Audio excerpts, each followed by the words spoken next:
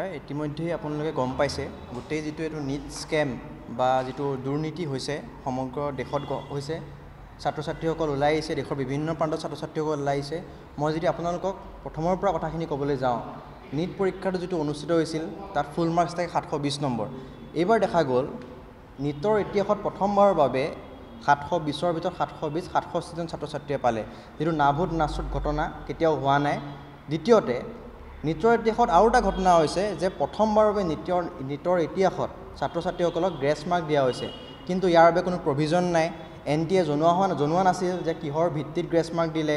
কি বেছত grace mark দিলে সেই কথাখিনি তেওঁলোকে জনোৱা হোৱা নাছিল তেওঁলোকে তাৰ পিছত যোৱা 2-3 দিন আগত তেওঁলোকে কৈছে যে কিছুমান ছাত্ৰ ছাত্ৰীৰ সময় অপচয় হৈছিল কম সময় পাইছিল কিন্তু তেওঁলোকৰ বুকলেটত স্পষ্টকৈ লিখা আছে যে কোনোবা চেণ্টাৰত যদি সময়ৰ অপচয় হয় বা দেৰিকৈ আহি পায় তেওঁলোকে সময় বঢ়াই দিব পাৰে বা ৰিকণ্ডাক্ট কৰাব পাৰে এই তেওঁলোকৰ বুকলেটত স্পষ্টকৈ লিখা আছে তাৰ পিছত যেতিয়া কিছুমান ছাত্ৰ ছাত্ৰীৰ 718 নম্বৰ বা 719 নম্বৰ এনেকুৱা কিছুমান নম্বৰ আহিলে তেতিয়া আসলতে এই স্কেমটো বা এই দুৰ্নীতিটো পোহৰলৈ আহিলে আপোনালোকক জনাও যে নিটত প্ৰত্যেকটো শুদ্ধ নম্বৰ বিপৰীতে +4 আৰু নেগেটিভ ভুল হলে নেগেটিভ 1 -1 দিয়া হয় সো চাব গলে কোনোবা এজন ষ্টুডেণ্টে 716 বা 715 তাতকৈ বেছি পাব নোৱাৰে এই কথাটো যেতিয়া পোহৰলৈ আহিলে তেওঁলোকে ক'লে যে সুপ্ৰিম কোৰ্টৰ অৰ্ডাৰ আছে তেওঁলোকৰ ওচৰত যেটো একদমেই মিছা কথা সুপ্ৰিম কোৰ্টৰ 2018 চনৰ যেটো অৰ্ডাৰ আছিলে সেইটো ক্লেট এক্সামক লৈ আছিলে তাতে জাননী তাতে লিখা আছিলে যে এইটো নিটৰ বাবে প্ৰযোজ্য নহব তাৰ পিছতো তেওঁলোকে এই ভুৱা কথা ক'লে মিছা কথা ক'লে তাৰ পিছতো যদি চাবলৈ যায় তেওঁলোকে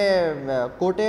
অৰ্ডাৰ দিয়া বুলি কৈছিলে কিন্তু কোৰ্টে অৰ্ডাৰ দিয়া নাই ইয়াৰ পিছতো এই ছাত্ৰ ছাত্ৰীসকলৰ যিখিনি ছাত্ৰ ছাত্ৰী ইমান লাখ লাখ ছাত্ৰ ছাত্ৰীয়ে এনটিএক বিশ্বাসলৈ পৰীক্ষাসমূহ দিছিলে এই দেশৰ শিক্ষা ব্যৱস্থাটোৰ ওপৰত তেওঁলোকৰ বিশ্বাস আহিবনে সেইটো ডাঙৰ প্ৰশ্ন হৈ দিছে ইয়াৰ পিছত আহি যায়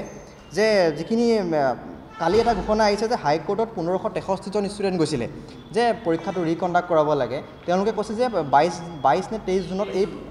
23 জুনত এই ছাত্ৰ ছাত্ৰীসকলনে পৰীক্ষা অনুষ্ঠিত কৰা হ'ব কিন্তু আমি ক'ব বিচাৰিছোঁ যে সময় অপচয় কেৱল সেই 1563 জন ছাত্ৰ ছাত্ৰীয়ে হৈছিল নেকি এখন গাঁৱত থকা গাঁৱৰ ভিতৰৰ অঞ্চলৰ পৰা অহা ছাত্ৰ ছাত্ৰীসকলে হাইকোৰ্টলৈ নগ'ল হয় তেওঁলোকৰ বাবে পৰীক্ষা অনুষ্ঠিত কৰা হ'বনে এইটো সম্পূৰ্ণৰূপে ৰাইট টু ইকুৱেলিটি ভায়োলেট কৰিছে সেইটো আমি সম্পূৰ্ণৰূপে বিৰোধিতা কৰিছোঁ মানি লওঁ কিন্তু কথাটো হৈছে আমাৰ মূল দাবীসমূহ চৰকাৰে এই জুলাই মাহত অনুষ্ঠিত হ'বলগীয়া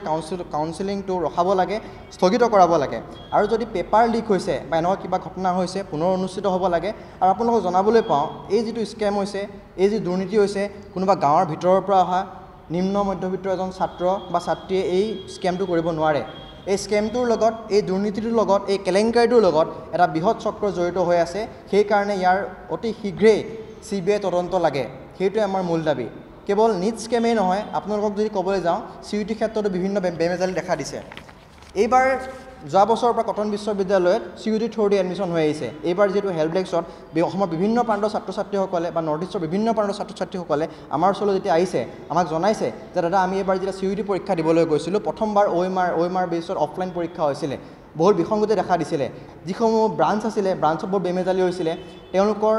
এনটিএ দুদিন আগতে এডমিটসমূহ প্ৰকাশ কৰিছিলে আৰু এডমিটসমূহ প্ৰকাশ কৰাৰ পিছতো পৰীক্ষা যদি ৰাতিপুৱা আবেলি আছে বা দুপৰীয়া আছে ৰাতিপুৱা সময়ত বহুতো ষ্টুডেণ্টৰ বা ছাত্ৰ ছাত্ৰীৰ যিটো চেণ্টাৰ আছে চেণ্টাৰটো সলনি হৈছে গুৱাহাটীৰ ছাত্ৰজনে অৰুণাচলত গৈ পৰীক্ষা দিব লগা হৈছে বৰপেটাৰ ছাত্ৰজনে নাগালেণ্ডত পৰীক্ষা দিব লগা হৈছে এনে কিছুমান বিসংগতি ধৰা পৰিছিলে আৰু পৰীক্ষাৰ দুদিনত এডমিট দিয়াটো দিয়াই তেওঁলোকে যিখিনি শিক্ষক আছিলে শিক্ষকসকলক কোনো গাইডলাইন দিয়া হোৱা নাছিলে শিক্ষকসকলক কোনো ট্ৰেইনিঙৰ ব্যৱস্থা কৰা হোৱা নাছিলে আসলতে এই ব্যৱস্থাসমূহে এই যিটো নিট স্কেম হ'ল বা CUTক লৈ যিটো বিসংগতি হৈছে এই গোটেই ঘটনাবোৰে ছাত্ৰ ছাত্ৰীসকলৰ এই ভাৰতৰ শিক্ষা ব্যৱস্থাটোৰ যিটো ফোপোলা স্বৰূপ এই ফোপোলা স্বৰূপটো উদঙাই দিছে তেওঁলোকে আচৰিত লাগিব যিজন প্ৰধানমন্ত্ৰীয়ে মাননীয় প্ৰধানমন্ত্ৰীয়ে নিৰ্বাচনৰ আগত পৰীক্ষা পে চৰ্চাৰ দৰে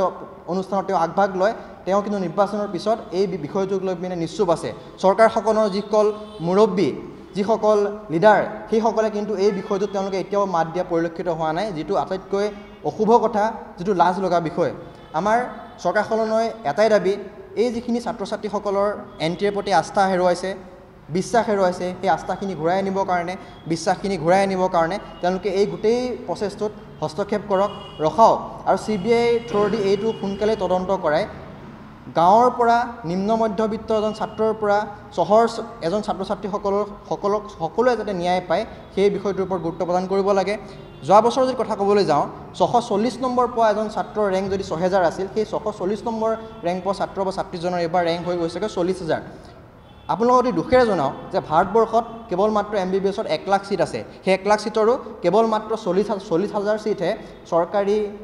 মেডিকেল কলেজত আছে। আমাৰ গাঁৱৰ ভিতৰৰ পৰা অহা ছাত্ৰজনে বা ছাত্ৰীজনে লাখ লাখ টকা বা কোটি কোটি টকা খৰচ কৰি আমেৰিকা বা ৰাছিয়াত MBBS কৰি আহিব নোৱাৰে। তেওঁলোকে আশাৰে কষ্ট কৰি দিনক ৰাতি কৰি ৰাতি দিন কৰি আশাৰে সেই চৰকাৰী খণ্ডৰ যি আমাৰ মেডিকেল কলেজ আছে বা ইউনিভাৰ্চিটি আছে সেইখনলৈ বাট চাই ৰয়। তাৰপিছত যদি এনেকুৱা এটা স্কেণ্ডেল হয়, এনেকুৱা এটা দুৰ্নীতি হয়, সেইটো দেশৰ শিক্ষা খণ্ডৰ বাবে অতি লাজৰ কথা, দুখৰ কথা। সেয়েহে নতুনকৈ গঠন হোৱা চৰকাৰখনে অতি শীঘ্ৰেই এই বিষয়টো হস্তক্ষেপ কৰি ছাত্ৰ ছাত্ৰীসকলৰ ন্যায় পোৱাত সহায় কৰিব বুলি আমি আশাবাদী। ধন্যবাদ।